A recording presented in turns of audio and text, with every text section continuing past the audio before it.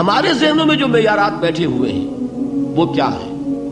کامیابی پیسے سے ہے، کامیابی جائیداد سے ہے، کامیابی کاروبار سے ہے، کامیابی شہرت سے ہے، کامیابی اقتدار سے ہے. یہ معیارات ہیں. جو جتنا دولت مند اتنا کامیاب، جو جتنا مشہور اتنا کامیاب، جو جتنا پاپولر اتنا کامیاب، جو حکومت پر پہنچ گیا کامیاب، جس نے بڑا کاروبار جما لیا کامیاب، جس نے بہت جائیداد بنا لی کامیاب. یہی ہے اصل میں ساری بس کی گانٹھ. جو تصور کامیابی کا ہوگا اسی کے مطابق آپ کی بھاگ دوڑ ہوگی، اسی کے لیے جد و جہد ہوگی، اسی کے لیے توانائیاں صرف ہوں گی، اسی کے لیے دن رات کی مشقت ہوگی. یہ ہے اصل شے جس کی یہاں نفی ہو رہی ہے.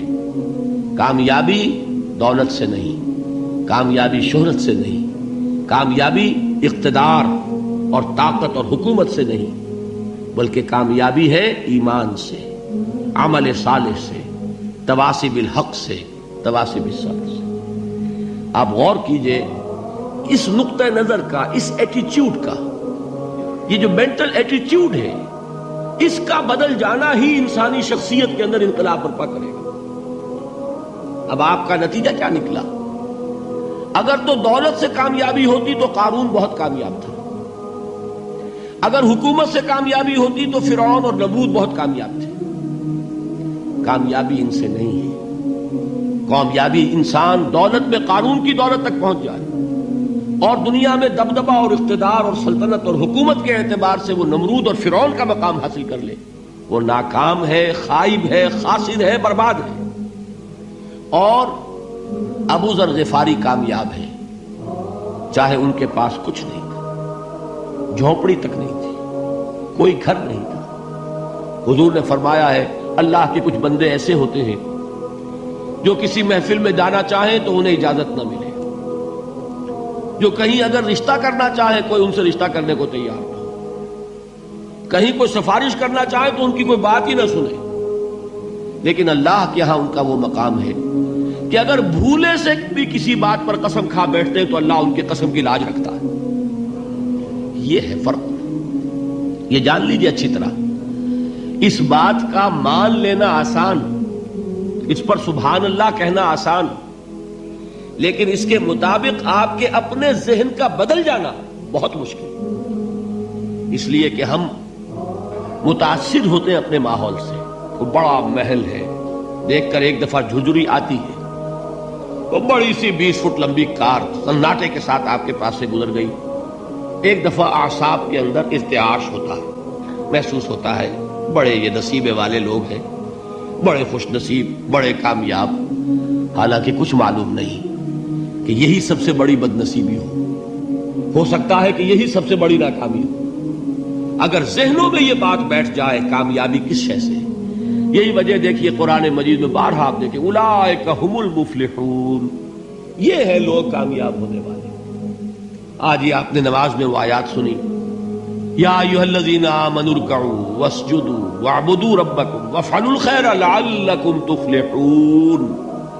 اے ایمان والو، رکوع کرو، سجدہ کرو، اپنے رب کی پرستش اور بندگی کرو اور اچھے کام کرو تاکہ تم کامیاب ہو جاؤ. تو کامیابی کن چیزوں سے ہے؟ یہ ہے سب سے بڑا سبق. یہ ہمارے دل میں اگر بات بیٹھ جائے، ٹھک جائے، تو زندگی بدل جائے گی.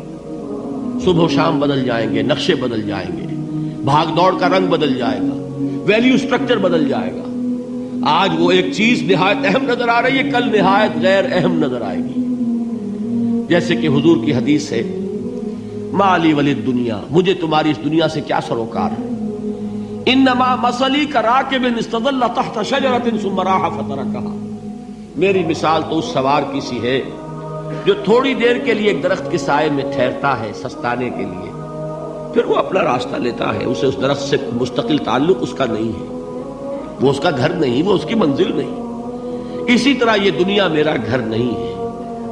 اب دیکھیے ہم کہتے ہیں انا للہ و انا الیہ راجعون، ہم تو مسافر ہیں، ہم اللہ کے پاس سے آئے، اللہ کی طرف ہمیں لوٹ جانا ہے. کن فی الدنیا کانک غریب و عابر سبیل، حضور فرماتے ہیں دنیا میں ایسے رہو جیسے کہ تم اجنبی ہو یا راہ چلتے مسافر. لیکن یہ طرز عمل کب ہوگا؟ جبکہ یہ آیت ہمارے ذہنوں کے اندر بیٹھ گئی ہو، والعصر ان الانسان لفی خسر الا الذین آمنوا وعملوا الصالحات وتواصوا بالحق وتواصوا بالصبر۔ یہ ہے اصل بات جو میں نے عرض کیا تھا کہ میں بتاؤں گا صحابہ کیوں ایک دوسرے کو یاد دلاتے تھے۔ اس لیے کہ دیکھیے جیسے برف باری اگر ہو رہی ہو، آپ باہر نکلیں گے تو برف آپ کے کپڑوں پر جم جاتی ہے نا، تو آپ جھٹکتے ہیں کپڑوں کو تاکہ برف ہٹ جائے۔ ہمارے ایمان پر اس دنیا میں رہتے ہوئے جب ہم متاثر ہوتے ہیں ماحول سے تو گردہ آ جاتا ہے، برف پڑ جاتی ہے، اس کو جھٹکتے رہنے کی ضرورت ہے۔ اور وہ جھٹکنے کی بہترین اور مؤثر ترین شکل یہی ہے کہ یاد رکھو کامیابی ان چیزوں سے نہیں ہے۔ چمک دمک جو ہے دنیا کی، یہ ساری چمک دمک جو تمہیں رجھا رہی ہے، جو تمہیں اپنے اندر گم کیے ہوئے ہے، یہ لفظ گم پر اقبال کا وہ شعر یاد آ گیا کہ کافر کی یہ پہچان کے آفاق میں گم ہے، اور مومن کی یہ پہچان کے گم اس میں ہے آفاق۔ تم گم نہ ہو کر رہ جاؤ، اس میں مبہوت نہ ہو کر رہ جاؤ، مرعوب نہ ہو کر رہ جاؤ، دنیا ہی کی محبت تمہارے اوپر ڈیرے نہ ڈال دے، تمہارے دلوں کے اوپر مسلط نہ ہو جائے۔ لہذا تازہ کرتے رہا کرو، والعصر ان الانسان لفی خسر الا الذین آمنوا وعملوا الصالحات وتواصوا بالحق وتواصوا بالصبر۔ پھر یاد کر لو، پھر تازہ کر لو اپنے اس یقین کو کہ کامیابی دولت سے نہیں، کامیابی ثروت سے نہیں، کامیابی اقتدار سے نہیں، کامیابی شہرت سے نہیں، کامیابی جائیداد سے نہیں، کامیابی ہے ایمان سے، کامیابی ہے عمل صالح سے، کامیابی ہے تواصی بالحق سے، کامیابی ہے تواصی بالصبر سے۔ یہ چار چیزیں ہیں کہ جو کامیابی کے لوازم